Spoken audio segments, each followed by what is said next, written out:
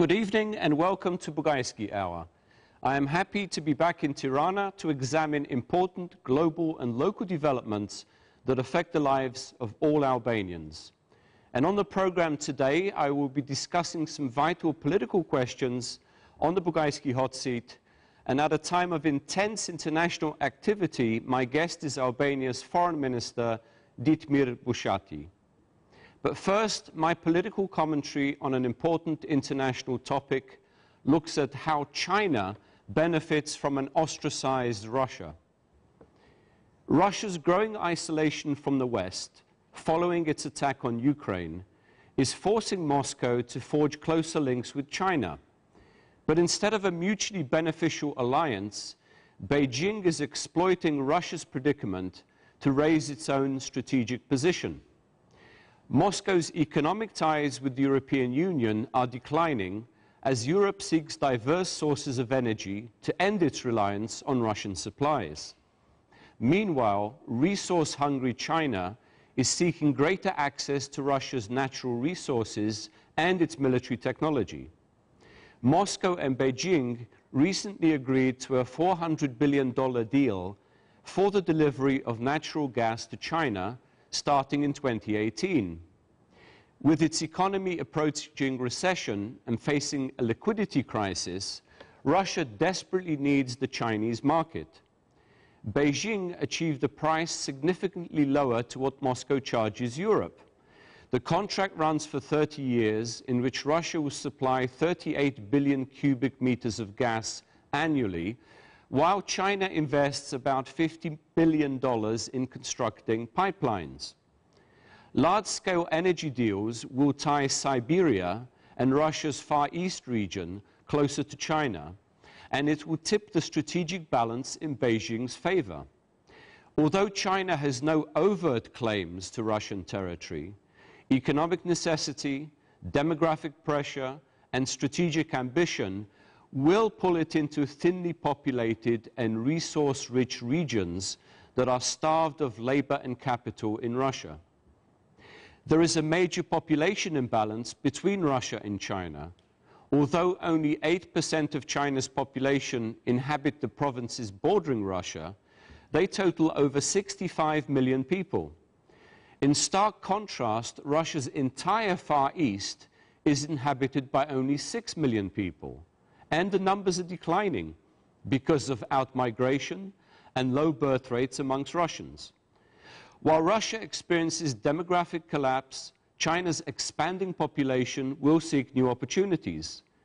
Given current trends, Chinese immigration will turn Russians into a regional minority over the coming years. So paradoxically, in turning away from Europe and reorienting the Russian economy eastward, the Kremlin is signing away the future territorial integrity of the Russian Federation.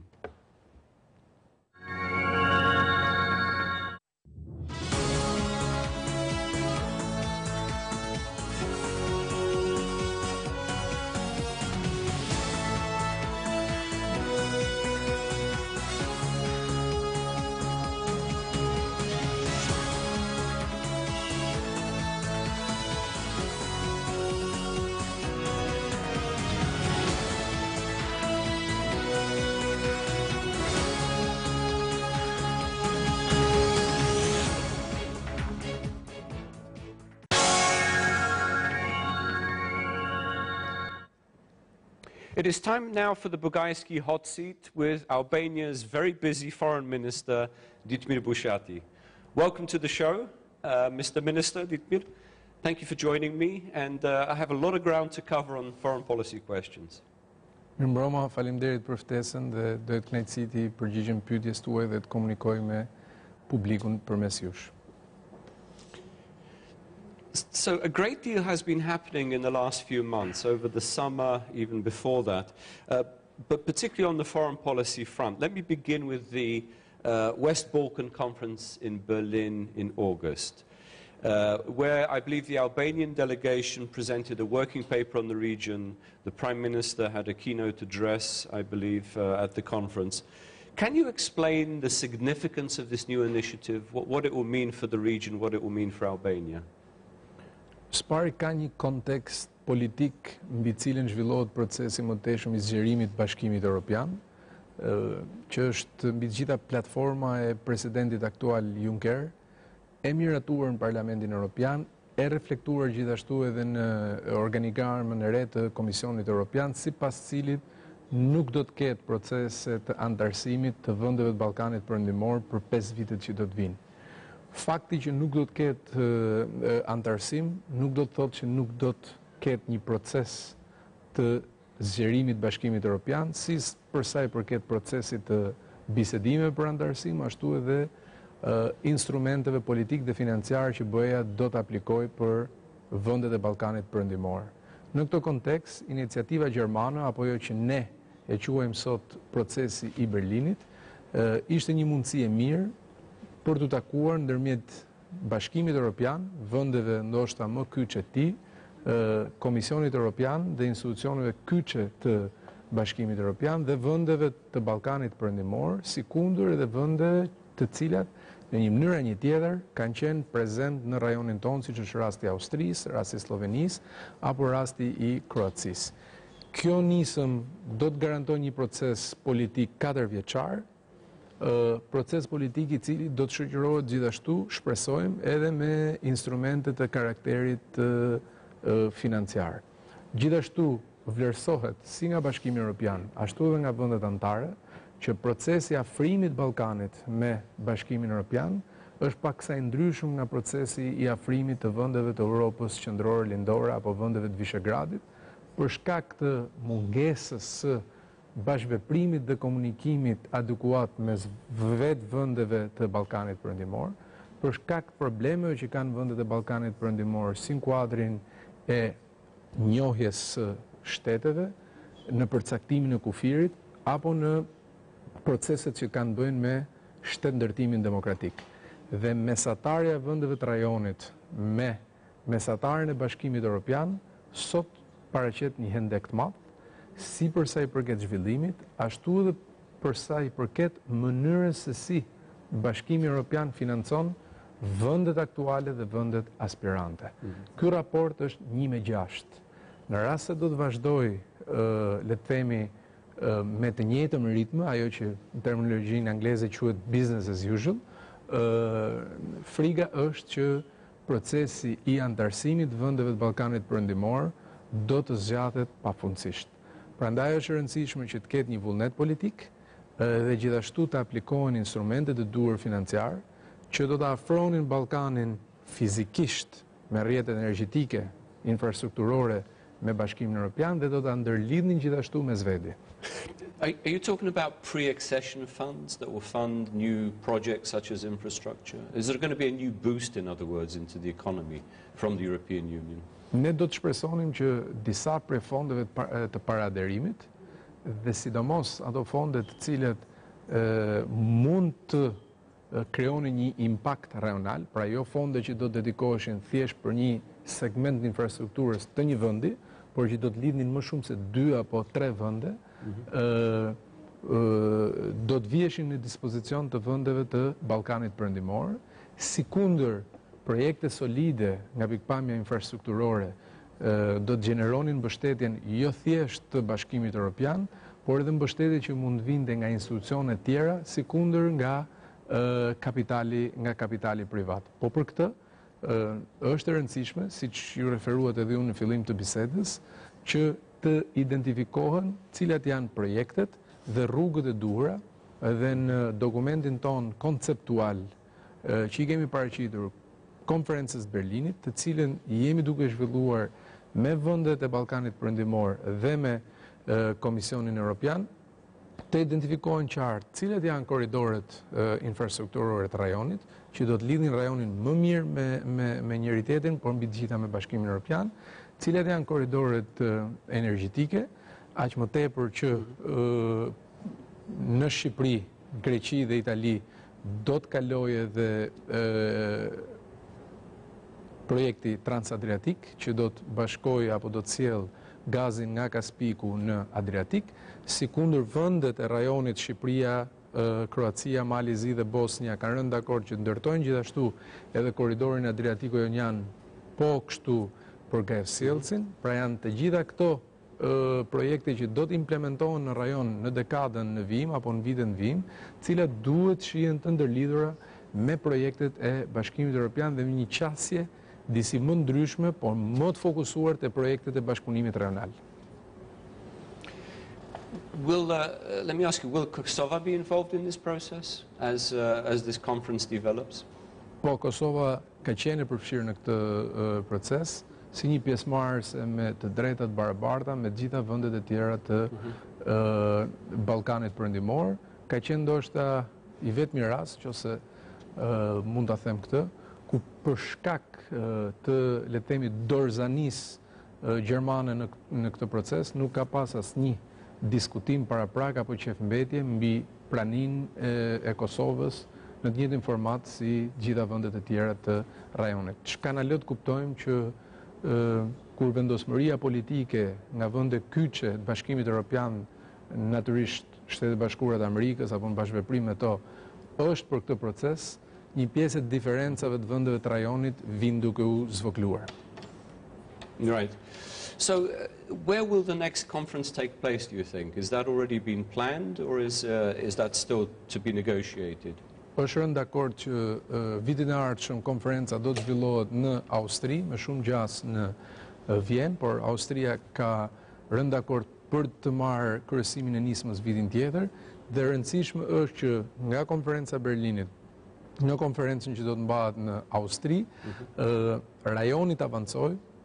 Bashkimi Evropian gjithashtu të avancojë me disa prej projekteve konkrete. Në ditën në vijim, ministrat e jashtëm të rajonit dhe ministrat e ekonomisë të rajonit do të mblidhen së bashku me Komisionin Evropian në Beograd për të përshkallëzuar veprimin për sa i përket elementeve që kanë bëjnë me qeverisjen ekonomike dhe elementet që kanë bëjnë me ndërlidhjen e rajonit. Janë identifikuar disa fusha tek ndërlidhja e rajonit, fusha që kanë bëjnë kryesisht me energjinë dhe transportin, për të vazhduar më pas edhe me turizmin dhe me mbështetje ndaj bizneseve të vogla dhe të mesme, sikundër një temë tjetër jashtëzakonisht konkrete dhe e shëndetshme për ecurinë e reformave që kanë lidhje me sundimin e së drejtës në ekonomi, do të jetë qeverisja ekonomike, sepse në këtë mënyrë rajoni do të fillojë gradualisht të bëjë stërvitjen edhe të fillojë të përgatitet me logjikën e semestreve që përdoren brenda radhëve të Bashkimit Evropian. Well, let me ask you about the Prime Minister's visits. In fact, how would you assess the Prime Minister's relations with EU leaders? He has visited most of the major capitals now, Berlin, Paris, Rome, London, and I would add Warsaw, increasingly Warsaw, amongst the capitals. And he certainly seems to be improving Albania's image and international connections with Europe. How would you assess his, not only, let's say, his visits, but Albania's progress, Albania's image, perceptions of Albania in the European Union? Besoj se një ndër çështjet cilat vjon të jetë problematike për sa i përket Ballkanit në përgjithësi dhe Shqipërisë në veçanti, është çështja e imazhit, dhe kjo do të jetë një sfidë afatgjatë për Shqipërinë, të cilën ne po përpiqemi për të adresuar në radhë parë përmes reformave të brendshme, sepse jemi koshient që Shqipëria duhet avancojë me reformat e brendshme, sidomos në fushën e sundimit së drejtës në ekonomi, e kanë fjalën për reformat kundër korrupsionit, krimit organizuar, performancën e administratës publike, reformimin tërësor për sa i përket të drejtave pronësore, që është një gangren ende e madhe dhe pengesë për investimet huaja serioze në Shqipëri, reforma në drejtësi, e cila është kyçe jo thjesht për stabilitetin demokratik dhe institucional në vend, por edhe për ecurinë e vendit në procesin e antarësimit në Bashkimin Evropian. Edhe së dyti, krahas reformave, jemi fokusuar tek komunikimi me interlokutorët, me partnerët tanë. Në disa raste nuk ka qenë fort e lehtë. Ka vende të cilat për arsye nga më të ndryshmet, për shkak të afërsisë gjeografike, prezencës tyre në Shqipëri në një mënyrë tjetër apo influencës, ka një informacion më të bollshëm, ka vende të cilët për shkak të lartësisë dhe për shkak të prioriteteve tjera në politikë të jashtme nuk e kanë edhe aq të bollshëm informacionin për Shqipërinë, çka do të thotë që ne jemi përpjekur për të punuar në mënyrë rigoroze. Është një proces që do të vijë duke u vështirësuar, sepse sa më shumë afrohet Shqipëria se vend antar i NATO-s dhe vend kandidat në Bashkimin Evropian, aq më shumë rriten ekzigjencat dhe kërkesat ndaj Shqipërisë, si përsa i përket rolit saj përzbrëndshmi me procesin e reformave dhe rolit që duhet luaj Shqipëria në rajon, një rol stabilizues dhe inspirues për proceset shtetëndërtuese. What is that? You mentioned membership. What is the next step in Albania's accession process? You now have candidate status. When do the accession talks formally begin? Nuk ka dyshim që hapi radhës është, siç ju e nënkuptuat me pyetjen tuaj, marrja e datës për fillimin e bisedimeve për antarësim dhe më pas procesi i antarësimit. Në rast se shohim praktikën e vendeve tjera, Serbisë apo Malit Zi, pavarësisht se në momentet caktuar vendimarrja BE-s anon ndoshta më shumë nga konsideratat politike dhe në momentet caktuar më shumë nga përmbushja standardeve teknike në mënyrë strikte, mund të thuhet që me rastin e vendeve të Ballkanit Perëndimor, nga marrja e statusit vendit kandidat, i cilin vetvete është kthyer një proces politik. Duhet kujtoj këtu që në rastin e vendeve të Vishegradit, apo në rastin e vendeve baltike, apo në rastin e vendeve të Europës qendrore lindore, statusi ishte thjesht një moment kalimtar, ndërsa në rastin e vendeve të Ballkanit Perëndimor, për shkak të veçantisë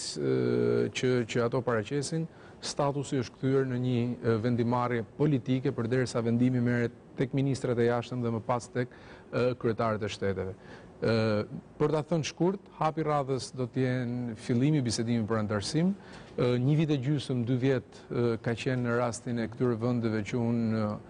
sapo përmenda. Në rastin e Shqipërisë do të dëshiroja dhe do të punojmë që kjo datë të jetë sa më e shpejt aq më mirë, por është një proces i cili ka 2 aktorë. Nga njëra anë procesi reformave në Shqipëri dhe një klim, një mjedis i përshtatshëm favorizues politik, dhe nga ana tjetër gatishmëria e BE-s për të filluar bisedimet me një vend që konsiderohet që të jetë gati në procesin e fillimit bisedimeve për antarësim.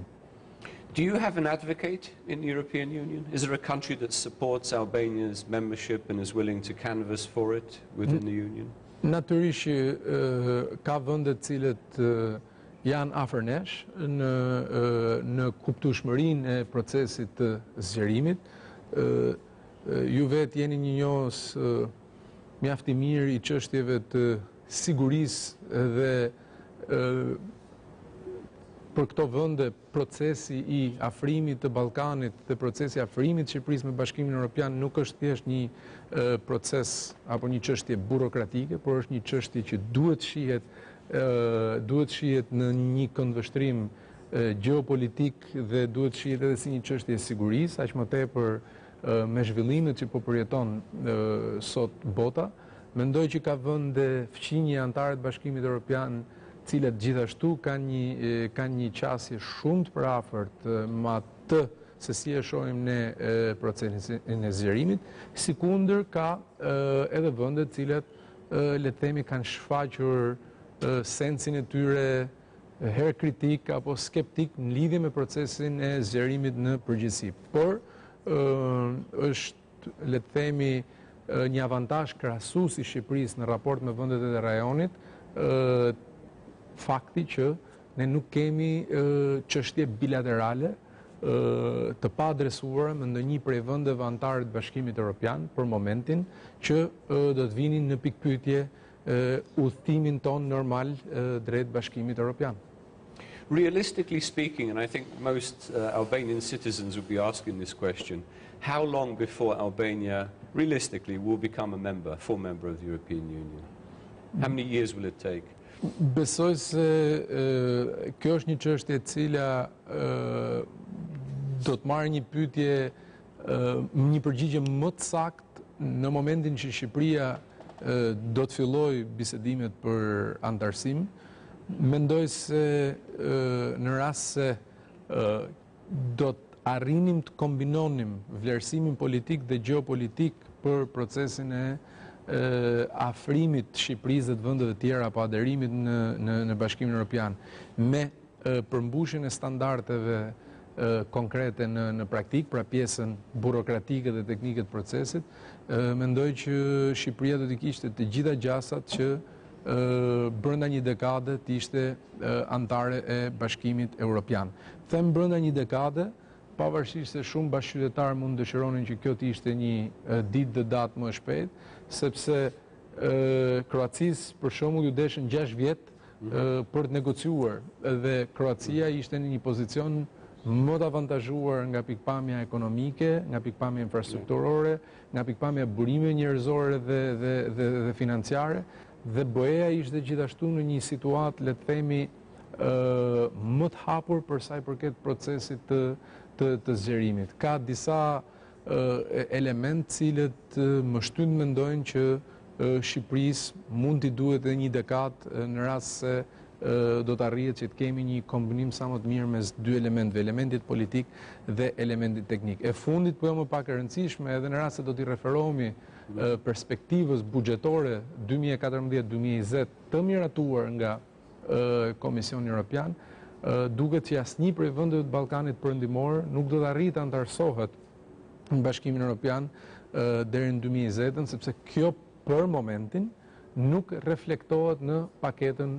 buxhetore. Them për momentin sepse rrugës mund të ketë ndryshime, retushime apo kombinime me financime që mund vinë nga institucione tjera. We'll break now for a few ads. The Prime Minister has recently coined this term about Albania, from periphery to centre. Could you explain us a little bit more what this means? What are the long-term objectives? Will Albania take a more prominent role in the region,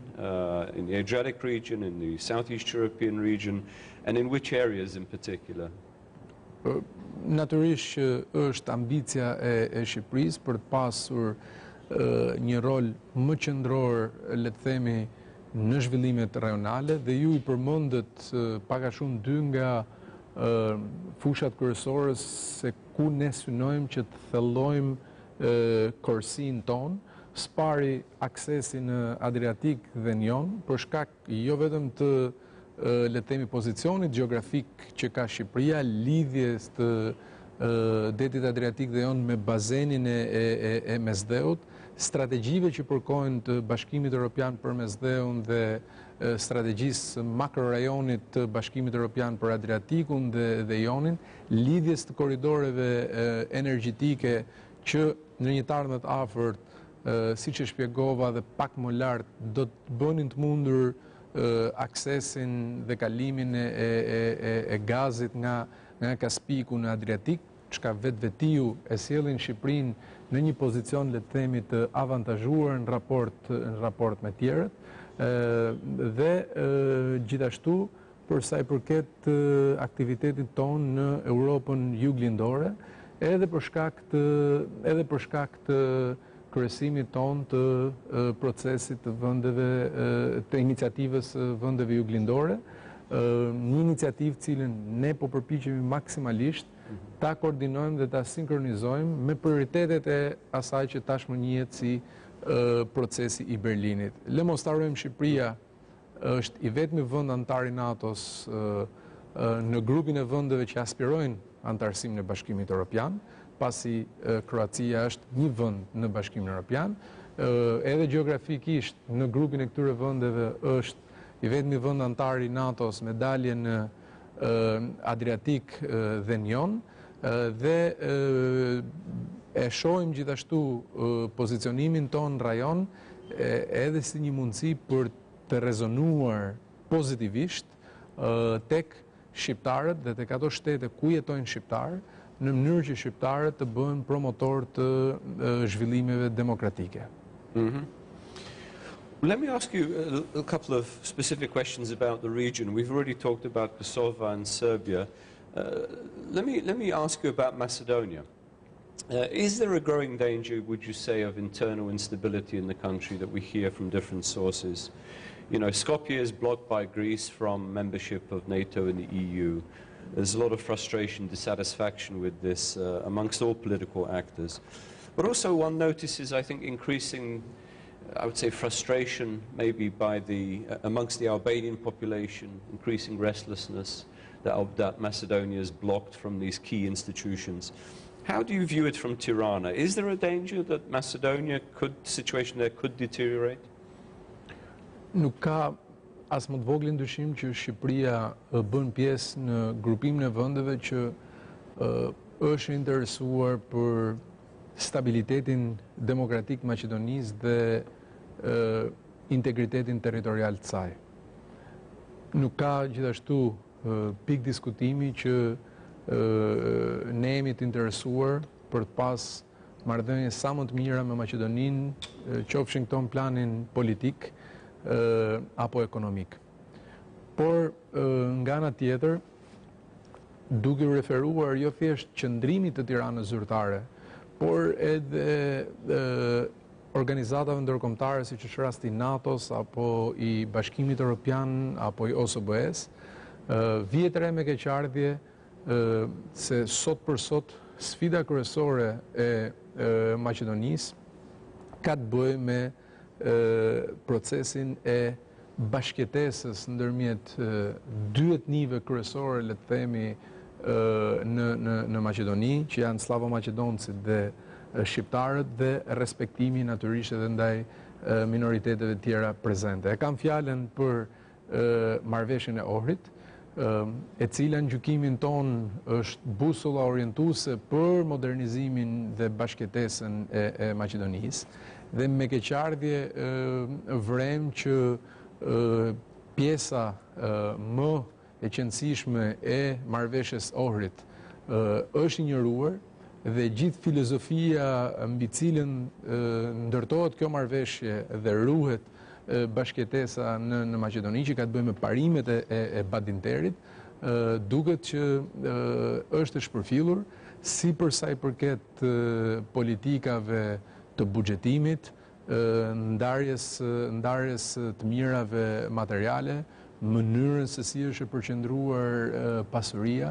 mënyrën se si përfaqësohen shqiptarët në të gjitha nivelet e qeverisjes, përdorimi i gjuhës, mënyrën se si zhvillohen proceset gjyqësore ku nga njëherë të lihet përshtypja, duke u referuar edhe raporteve të instancave ndërkombëtare që selektiviteti triumfon mbi sundimin e zdretës, dhe politika deri diku selektive për fat keq edhe në raport me historinë dhe ndërtimin e monumenteve, krijojnë përshtypjen që Maqedonia sot përballet kryesisht me sfidën e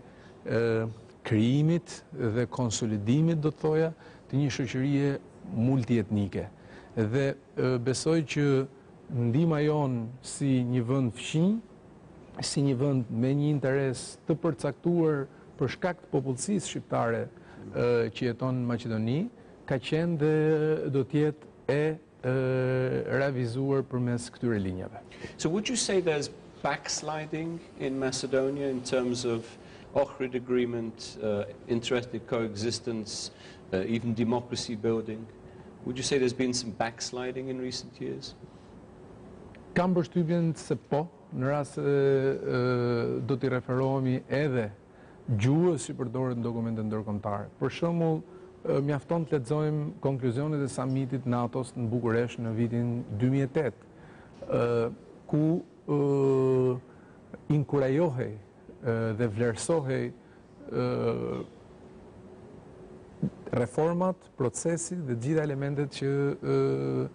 kishin të bënin me bashkëtesën në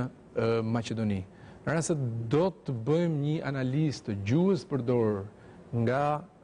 samiti NATO-s në Bukuresht në 2008, më pas tek samiti i Lisbonës samiti i Chicagos dhe për të ardhur në fund tek samiti i Walesit ku marrëveshja e Ohrit figuron si një kriter për t'i dhënë nesër pas nesër ftesën si kriter, jo si kusht, për t'i dhënë ftesën Maqedonisë, reformat në lidhje me sundimin e së drejtës, demokratizimi, media, sistemi gjyqësor e tjerë, të gjitha këto kriteret, cilën në fakt nuk janë kushte, le të themi vizatojnë të gjitha trase përmes cilës do duhet që të kalojë Maqedonia në mënyrë që të fillojë procesin e antarësimit zyrtarisht për në Bashkimin Evropian pas ftesës. There seems to be a relationship, I suppose you could call it a negative relationship, between the denial of entry into NATO and the process of entry into the European Union for Macedonia, and what you've discussed, what we've discussed as potential democratic backsliding, which indicates that the longer Macedonia is denied access to the two most important international institutions, the worse the situation will become and the more frustrated the Albanian population will become. Would you agree with that assessment? Po, dhe kjo është arsye pse fillova përgjigjen në lidhje me Maqedoninë, me interesin vital që ka Shqipëria në lidhje me stabilitetin demokratik të Maqedonisë dhe theksin e vendos tek fjala demokratik, jo thjesht në kuptimin semantik, por në kuptimin real të fjalës, që nuk kupton një proces shtetëndërtimi dhe reforma të qëndrueshme që do ta demokratizonin më tej Maqedoninë dhe në këtë kontekst lupa e NATO-s dhe Bashkimit Evropian dhe jo thjesht përmes politikës kushëzimit, por politikë e kushëzimit e luajtur apo e zhvilluar përmes inkurajimit, pra në një proces ku shkopi dhe karrota shkojnë njëkohësisht me njëra tjetrën, mendoj që do të jepte efekte më pozitive dhe së dyti, ne jemi një vend të qartësisht i deklaruar edhe si një vend i ri antar i NATO-s pro politikës zgjerimit, pro politikës dyreve të hapura dhe besojmë fuqimisht që antarësimi i Maqedonisë në NATO do të shërbente edhe më tej jo thjesht stabilitetit rajonit, por edhe rrezës të influencës së NATO-s në rajon dhe mos lënjes së vakumeve apo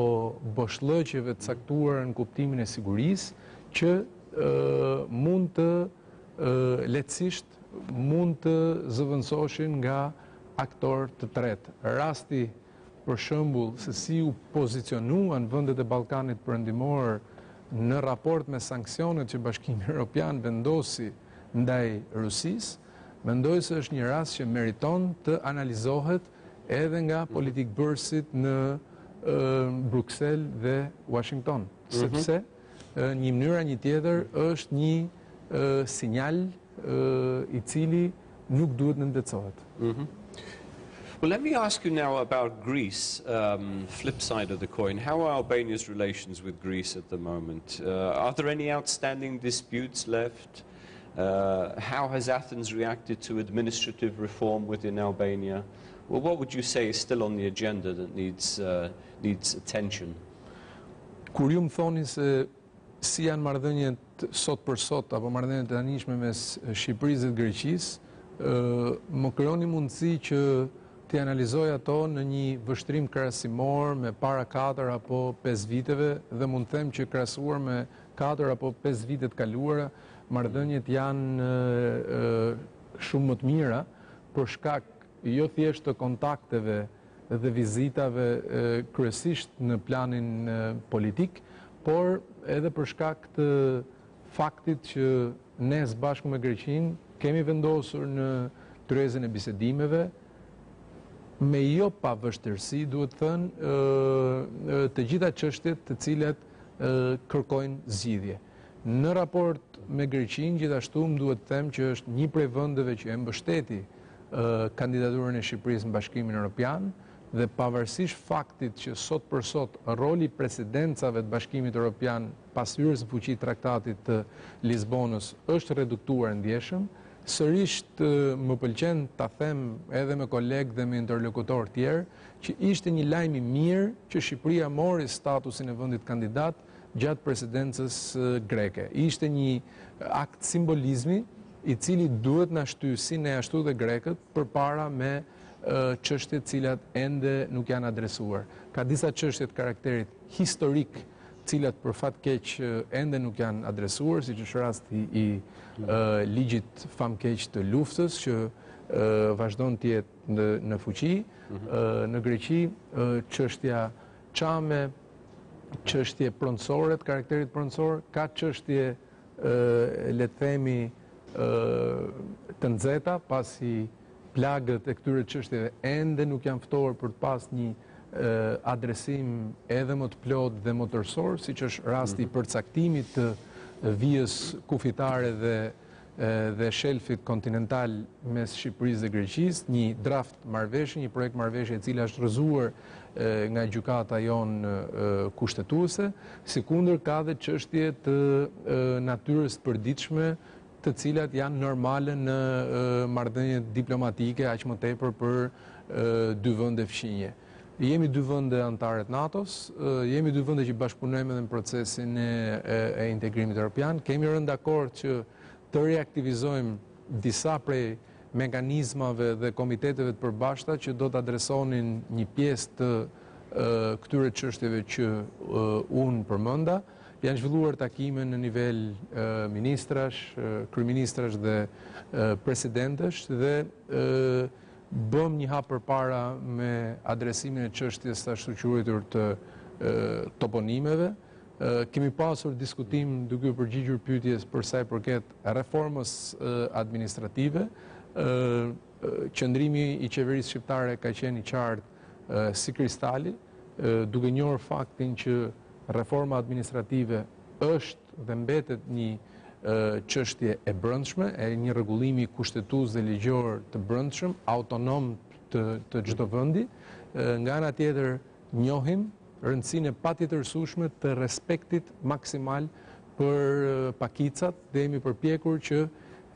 edhe në adresimin e kësaj çështje të gjejmë një balancë të artë mes asaj çka është funksionaliteti i ardhshëm që do të garantojë ndarje administrative dhe respektimi i pakicave dhe në rastin konkret të pakicës greke që jeton në Shqipëri. Going on to NATO question, another important event in recent months, early September, was the NATO summit. In many respects, post-Afghanistan, NATO seems to be coming home. Well, what is your assessment of the core NATO mission, which has, I think, been highlighted by Russia's attack on Ukraine, by the fears of Russia's immediate neighbors, including the Baltic states and Poland, of potential future Russian aggression? How do you assess NATO in the wake of the summit? Natyrisht që e gjithë kjo që ju sapo përshkruat në mënyrë të sintetizuar, që ose unë do ta thoja me fjalë paksa më ndryshme, rreziqet që i kanosen sot për sot NATO-s, njëri në lindje, me veprimin e Rusisë, me aktivitetin e Rusisë në ato zona të cilat konsiderohen si konfliktet ngrira sot për sot, cilët e kanë fillesën që në 2008 me Gjeorgjinë për të vazhduar më pas me Ukrainën dhe një seri analizash se deri ku mund të shkojë veprimi rus dhe se si duhet jetë përgjigja e NATO-s përkundrejt këtyre territoreve dhe rreziku tjetër që i kanoset NATO-s dhe familjes euroatlantike që vjen nga jugu i Europës apo nga lindja mesme, sidomos muajt e fundit e intensifikuar me veprimtarinë e grupimit terrorist që ka shpallur edhe një shtet ashtu quajtur ISIS. Qofse do të pyetesha se si e çmoj unë NATO-n para dhe pas summitit, do të thoja që para summitit i gjithë aktiviteti ministerialet e tjerë ishin kryesisht fokusuar tek kriza në Ukrainë dhe marrëdhënia e NATO-s me Rusinë, aplikueshmëria e artikullit 5 Traktatit Washingtonit, sidomos për sa i përket territoreve aleate, por edhe ndikimit që ka në procesin e zgjerimit dhe kryesisht e kam fjalën për Gjergjin, duke qenë se është një vend, le të themi, në këtë hapësirë gjeografike ku ka një veprimtari jashtëzakonisht të dëndur Rusia, ndërsa gjatë samitit dhe pas samitit shohim që vëmendja NATO-s përveç se me Rusinë është e fokusuar edhe në rrezikun që vjen nga jugu Europës, pra nga lindja mesme. Dhe në këtë pikpamje,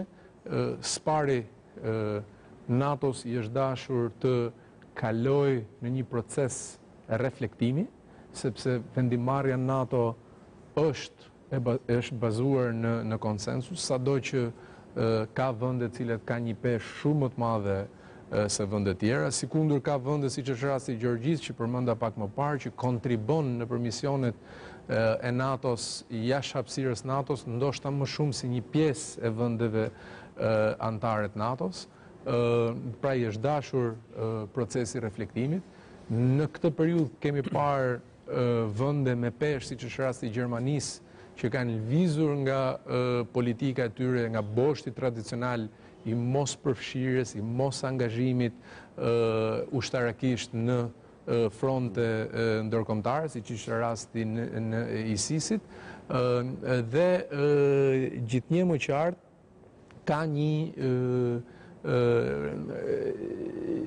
ka një dakordsi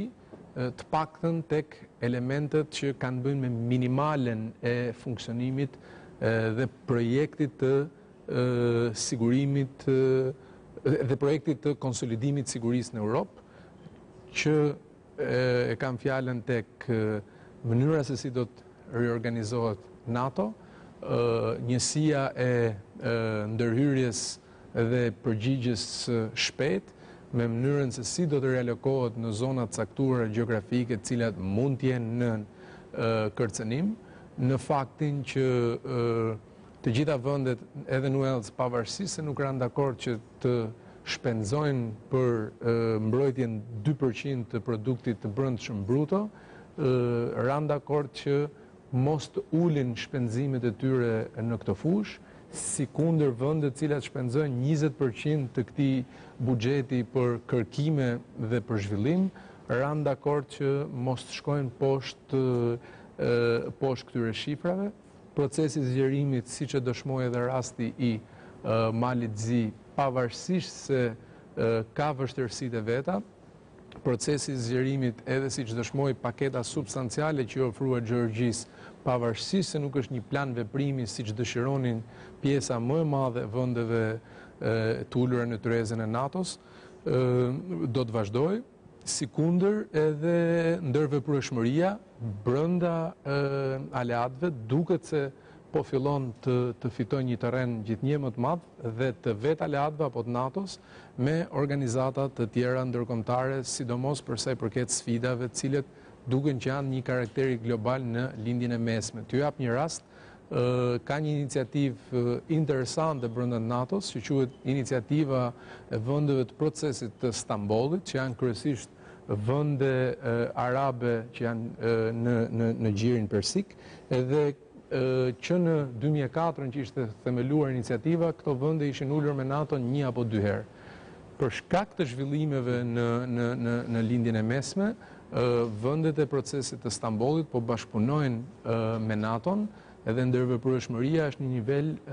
jashtëzakonisht të lavdërueshëm. Pra, një mënyrë një tjetër e ka bërë NATO-n dhe aleatët dhe partnerët më solidar për karshi krizës. Let me jump in. You mentioned this new rapid reaction force that NATO is planning to expand, to establish and to use in the case of a threat to a member country.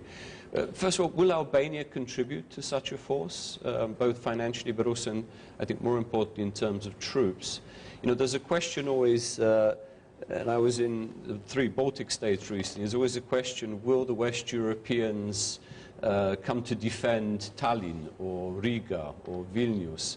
Will the Albanians be active in such a force if needed? Besoj se ne kemi dëshmuar edhe në të shkuarën, por edhe tashmë, kur them në të shkuarën, flas në kontributin që kemi dhënë në misionet e NATO-s në Afganistan,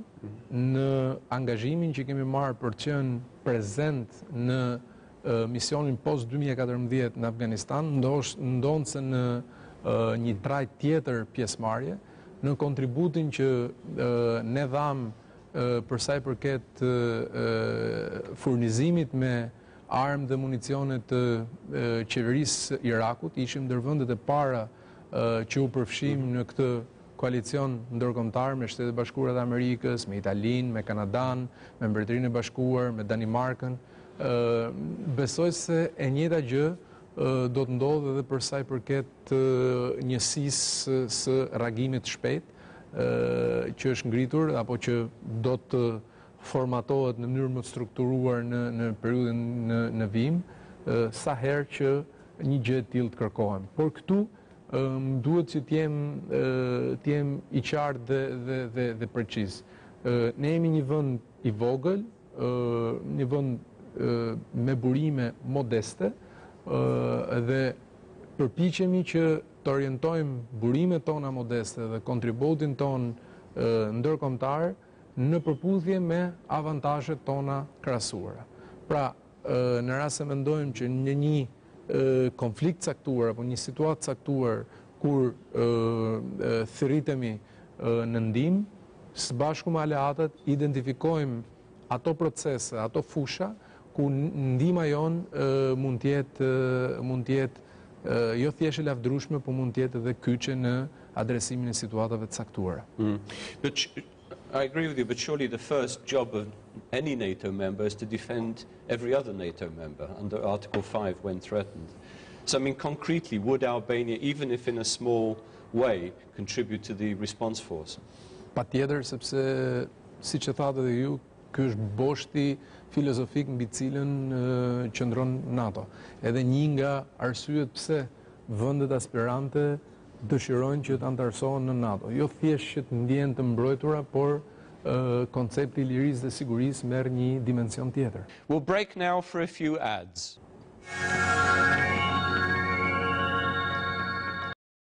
Let's go on to one of the threats facing Eastern Europe and maybe even this region. Russia, as you know, has attacked Ukraine in various ways, covertly, even overtly. It's partitioned the country, it's annexed Crimea, it's in the process of establishing a frozen conflict in the Donbas area in eastern Ukraine. Do you perceive a more active Russian role in this region, in the Balkans, in Southeast Europe? And if so, in what way is Albania affected or its neighbors are affected? Kur thoni a shihni Rusinë më aktive në rajon, më aktive se më parë, apo më aktive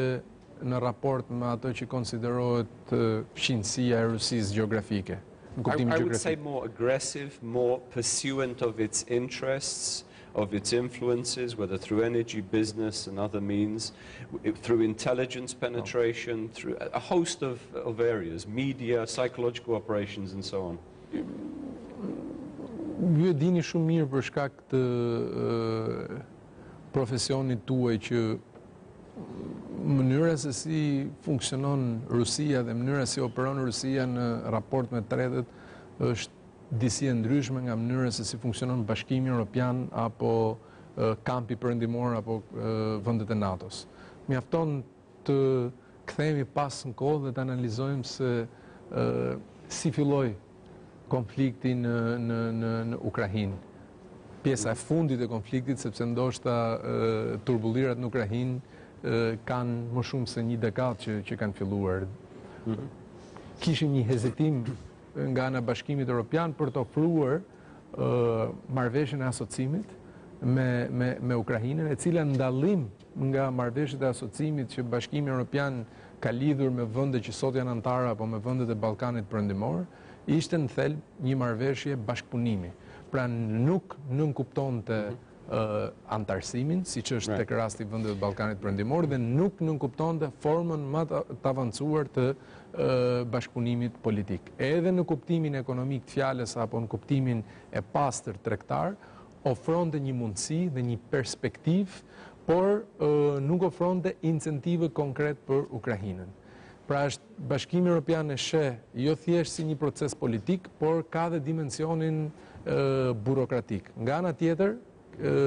lëvizjet e Rusisë përmes injeksionit financiar dhe përmes politikës shkëmbimeve, sidomos se kam fjalën tek politika e energjisë dhe politika e gazit, që Rusia e përdor me zhdërvjellësi, ndonse jo me drejt, ndaj Ukrainës apo dhe ndaj vendeve të Bashkimit Evropian, cilat kanë një lloj varësie nga kjo e fundit. Në të njëjtën gjë, por në një dimension paksa më të ndryshëm për shkak edhe të gjeografisë, besoj se Rusia përpiqet ta zhvillojë edhe në rajon. Në vende caktuar ka një lloj partneriteti në fushën e mbrojtjes dhe ka një bashkëpunim në disa raste të përforcuar, është prezente për sa i përket projekteve të ndryshëm si në çështje pronësore në disa vende të rajonit, tenton gjithashtu, besoj, si çdo vend tjetër, të jetë sa më shumë prezent në projektet karakterit strategjik që kanë lidhje me korridoret energjetike dhe me korridoret infrastrukturore, dhe jo në çdo vend mund të ketë domosdoshmërisht të njëjtën influencë. Por është e rëndësishme të kuptojmë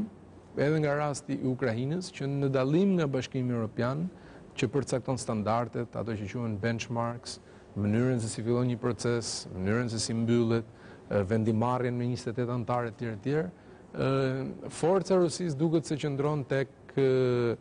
vertikaliteti në vendimarrje dhe tek fakti që në momentet caktuara më shumë i jepet pesh dimensionit influencës dhe dimensionit politik, se sa tërësisë të këtyre elementeve, dhe në momentet caktuara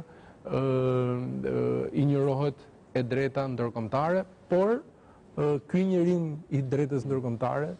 e ka sjellë sot Rusinë që të jetë më nqoshe të rendit ndërkombëtar, ndonse në aparencë mund duket më e fortë për shkak të asaj çka ka ndodhur dhe ndodh në Ukrainë, nga ana tjetër është më nqoshe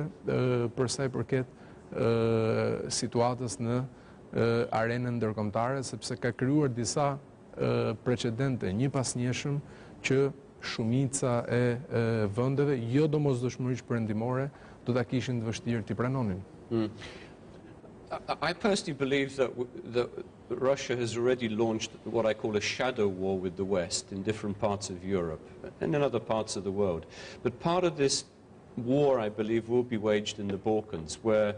Russia either wants to create a sphere of some influence or a sphere of problems for the West.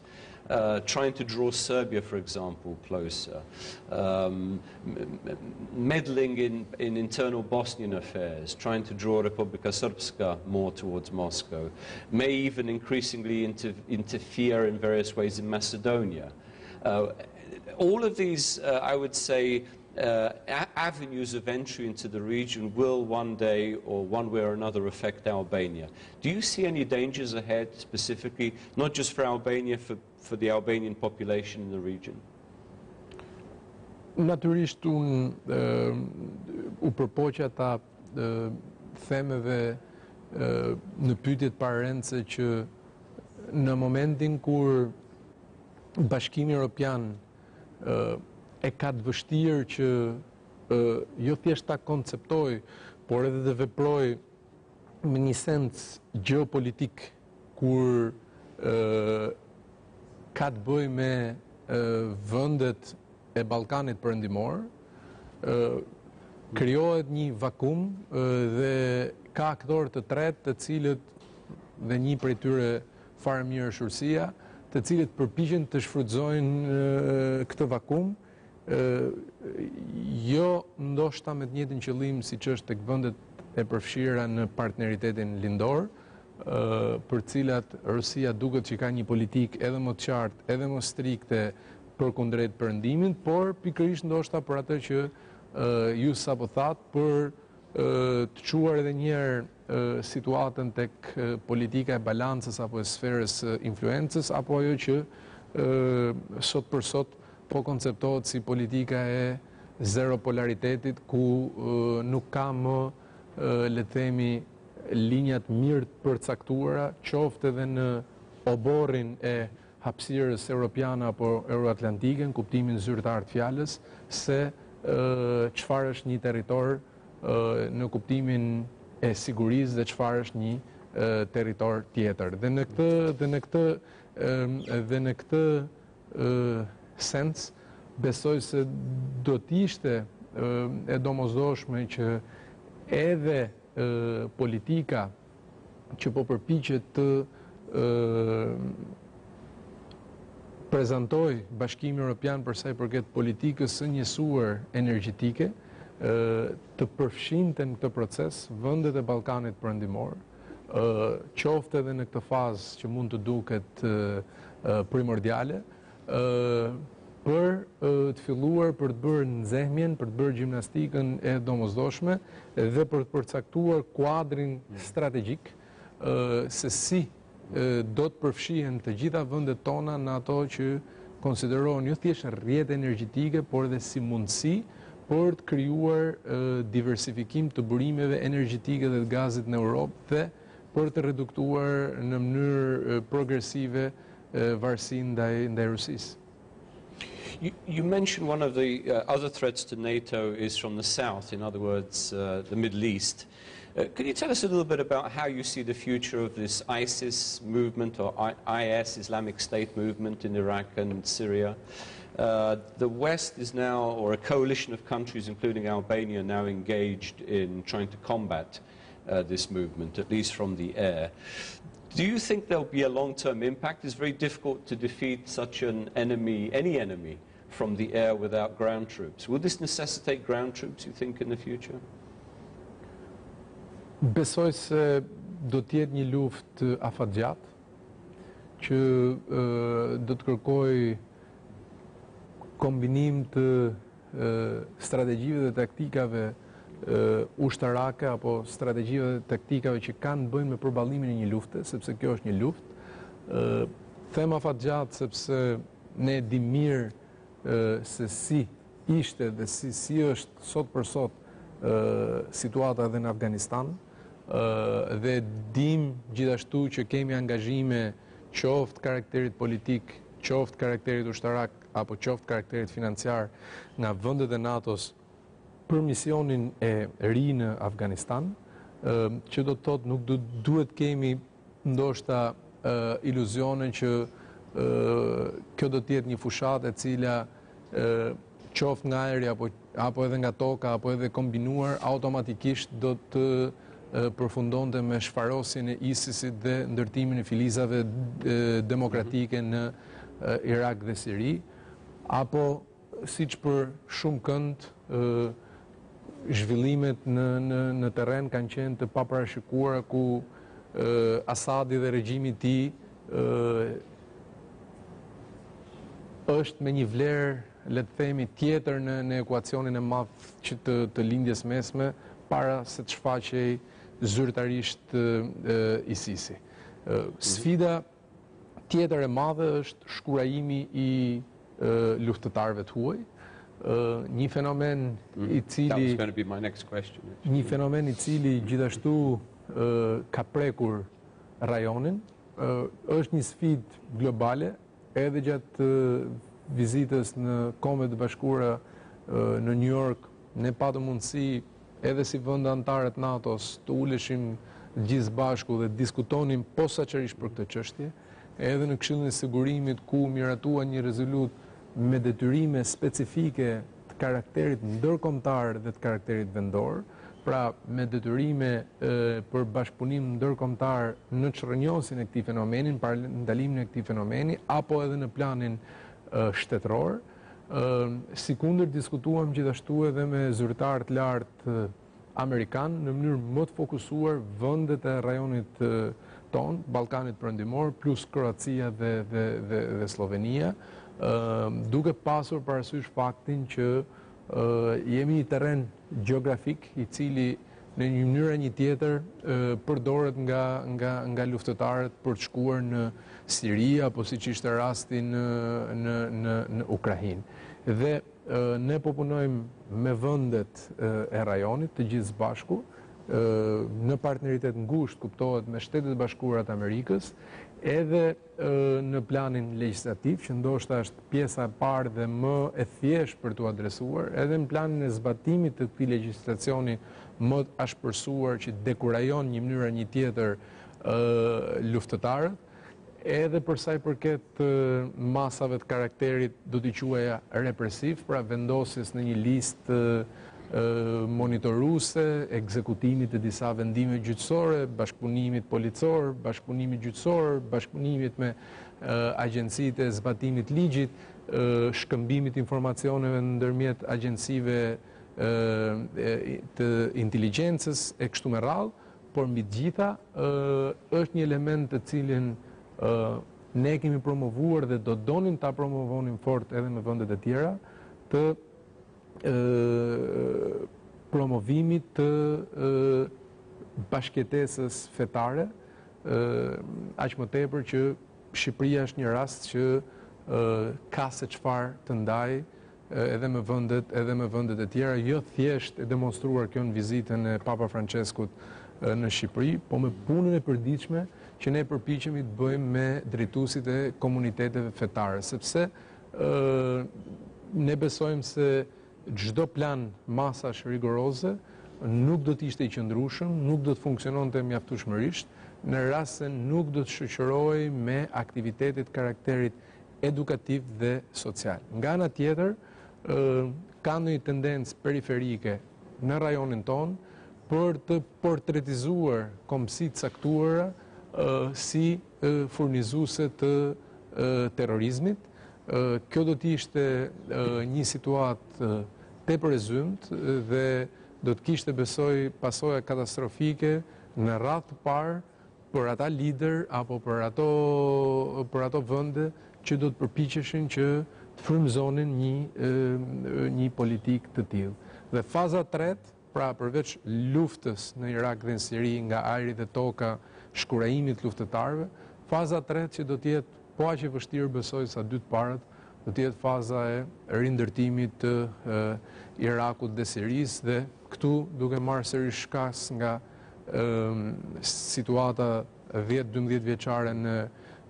Afganistan, besojmë se do të jetë një proces po aq i vështirë dhe po aq i komplikuar sa edhe ajo që ne shohim sot në Afganistan. Well, let me ask you, Albania is one of the first countries to join the coalition against ISIS. Is there any concern here in Tirana that Albania now could become a direct target of terrorist attacks? Asnjë prej vendeve nuk është imunizuar nga këto fenomene. Është e rëndësishme që ka një vullnet të hekur politik për të qenë pjesë e koalicionit ndërkombëtar, për të përmbushur disa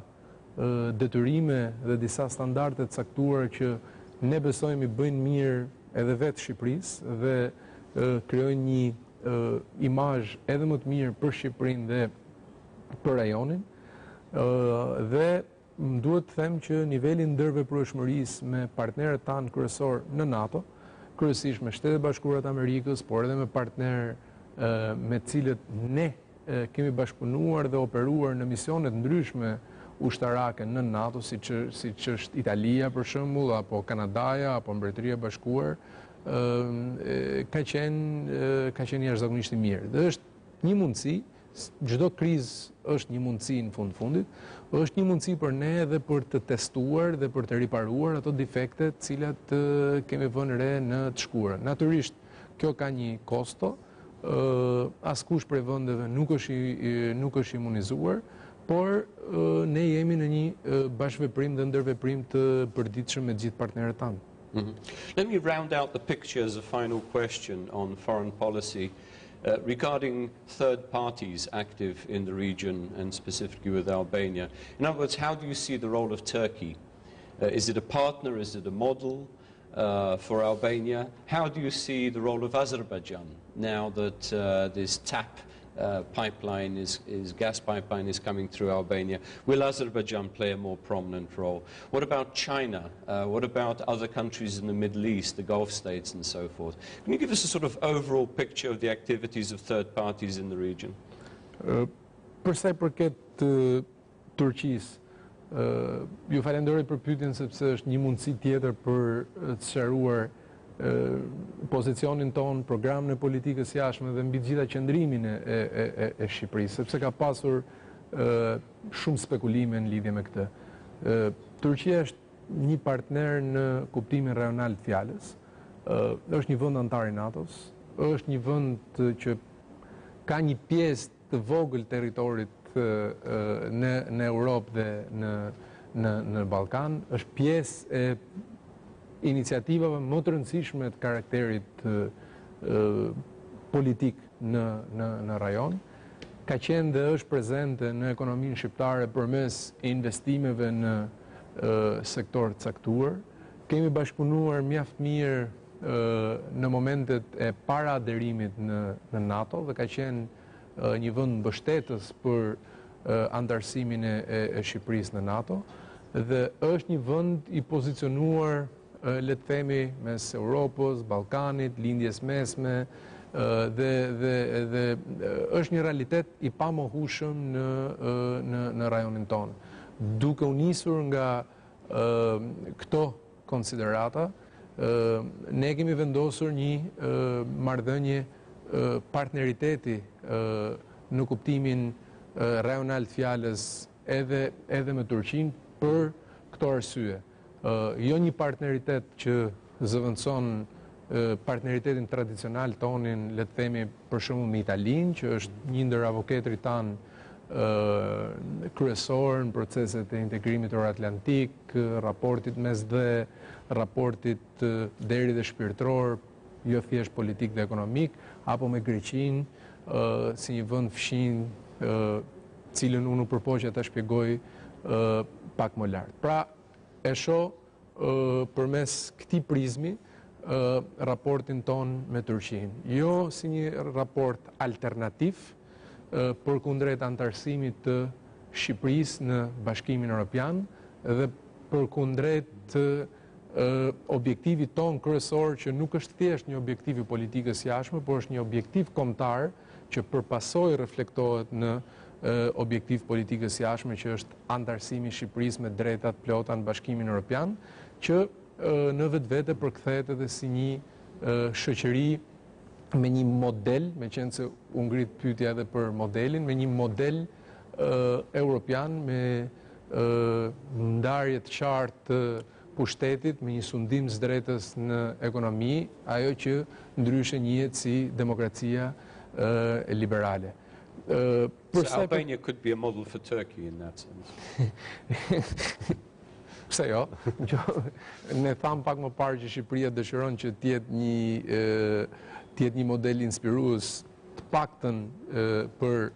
ato vende ku ka popullsi shqiptare, por mund t'jetë natyrisht edhe Turqia, edhe për shkak të faktit që jeton një diasporë konsoliduar atje. Për sa i përket Kinës, ka një iniciativë të strukturuar që njihet si iniciativa kineze për vendet e Europës qendrore dhe lindore, një iniciativë e cila nuk adreson specifikisht Shqipërinë, por një tërësi vendesh, një pjesë cilave janë antarë në Bashkimin Evropian, një pjesë tjetër jo, një pjesë cilave janë antarë në NATO, një pjesë jo. Natyrisht ka një interes të shtuar kinez për një pranim më të madhe në Europën qendrore lindore, duke përfshirë Ballkanin. Është gjithashtu në interesin ton si Shqipëri që të kemi një raport më të përforcuar ekonomik me Kinën, por sërish do më duhet që të pohoj që objektivi jonë kombëtar është antarësimi në Bashkimin Evropian dhe çdo gjë që do t'i shërbente këtij objektivi, ne do ta konsideronim si një çështje përplotësuese. As tek rasti i marrëdhënies tonë me Kinën apo marrëdhëniet të vendeve tjera me Kinën, nuk besoj se dikush mund të ishte në pozitë që të vendoste pikpyetje mbi drejtimin që do të ketë Shqipëria. Për sa i përket Azerbajxhanit, për shkak edhe të ndërtimit të gasjellësit TAP, marrëdhëniet me Azerbajxhanin në 5-6 vitet e fundit kanë njohur një rigjallërim, por fakti që kanë njohur një rigjallërim nuk do të thoja që ky rigjallërim ka lidhje dhe me aspekte të karakterit politik apo gjeostrategjik, kryesisht kanë qenë çështje të natyrës ekonomike, ku interesat e përbashkëta i bëjnë vendet që të kenë një raport edhe më të strukturuar nga pikpamja ekonomike, por në rast se do të shihnim dhe do të analizonim rekordet e Shqipërisë dhe të Azerbajxhanit në forumet përbashkëta, siç është rasti i OSBE-s për shembull, apo rasti i Këshillit të Evropës, Shqipëria qartësisht është një vend i cili politikën e jashtme e ka të përafruar me atë të Bashkimit Evropian apo në raste tjera, në formate tjera, natyrisht me Shtetet Bashkuara të Amerikës. E njëjta gjë vlen edhe për vendet e Egjirit. Shkalla e bashkëveprimit me vendet e Egjirit nuk mund thuhet se për gjitha është e njëtrajtshme. Ka vende me të cilat Shqipëria ka pasur projekte të karakterit infrastrukturor dhe ka përfituar nga bujaria këtyre vendeve, dhe ne do donim që këtë bashkëpunim ta shtrinim edhe në fusha tjera, ku në ato fusha ku vetë vendet e Egjirit për shkak të fuqisë financiare dhe potencës që kanë demonstruar, kanë tërhequr një mentalitet krejtësisht perëndimor që mund t'i shërbente fare mirë zhvillimit më teshëm ekonomik të Shqipërisë, por siç nuk janë njëtrajtshme vetë vendet e Egjirit në pozicionimit e tyre për karshi edhe vendeve fqinje, edhe konflikteve aty, e njëjta gjë mund thuhet edhe në raportin e Shqipërisë me vendet e Egjirit. Asnjë nga aktorët e tretë apo vendet e treta nëse do t'i përfshinim në koshin e madh që ju më pyetët dhe unë pata mundësinë përgjigjem, nuk e zëvendësojnë dhe nuk janë alternativë e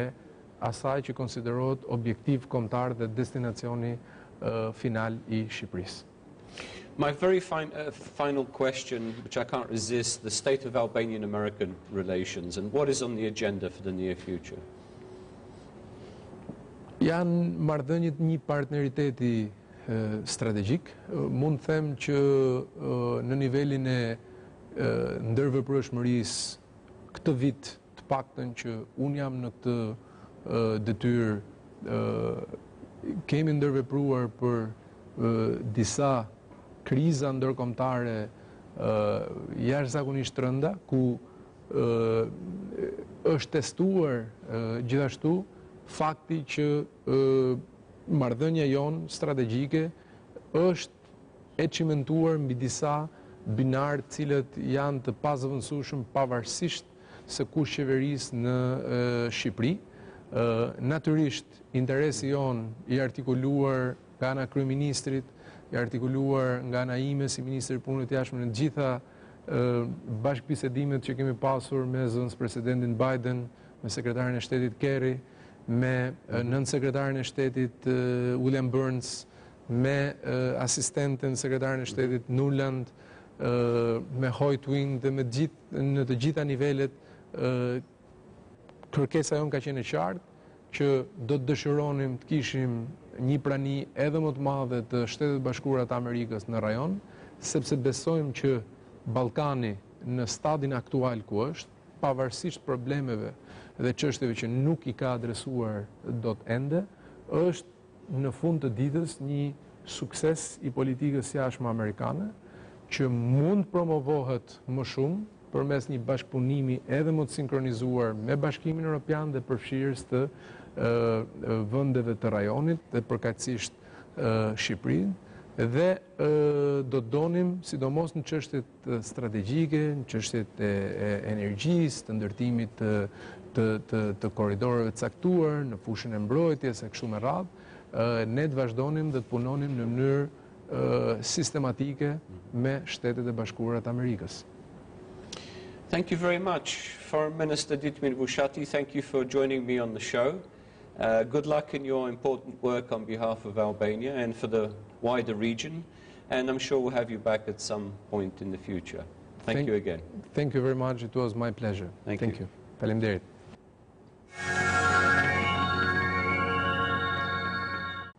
My second commentary today on an important European topic looks at the lessons of Scotland.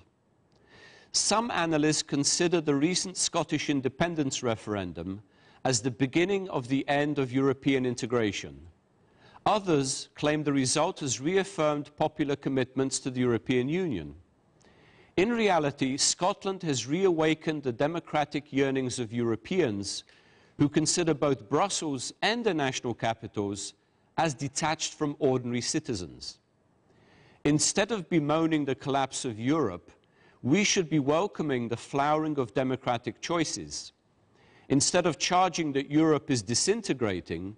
we should praise greater public involvement in politics that can strengthen local democracy. We are not simply witnessing ethno-nationalism, as opponents of new states have argued, but an awakening of participatory democracy in multi-ethnic societies. Such a process can be creative in forging political units better adapted to the 21st century. Indeed, the most effective antidote to EU skepticism will be greater subnational autonomy, where regions will be able to find flexible solutions to local problems. Scotland's referendum was watched closely in the Spanish province of Catalonia, where the regional government will hold a public consultation in November over its future relationship with Madrid. Until recently, few Catalans supported independence. However, Spain's economic problems have propelled a surge in support for separation, with widespread resentment over the proportion of Catalan taxes used to finance poorer Spanish provinces. Other regions will also be encouraged to push for plebiscites, whether in Belgium, Italy, France, or elsewhere. Even parts of Europe's East will be emboldened, although resistance to local autonomy is often stronger here because of historical fears of territorial fracture, ethnic conflict, and the interference of neighboring states. The challenge for the European Union is to forge a workable compromise between local autonomy and Europe-wide integration. Dysfunctional fragmentation must be avoided, but not by denying the right of citizens to choose the most effective political units to ensure their political and economic liberties. The debate over the European project has clearly entered a dynamic phase following the Scottish referendum. Unfortunately, we have already come to the end of today's show. I have greatly enjoyed being with you and with my colleagues here at Albanian Screen. Good night, everyone. Stay healthy, be productive, and remain optimistic. And see you all very soon. Miru pafshim.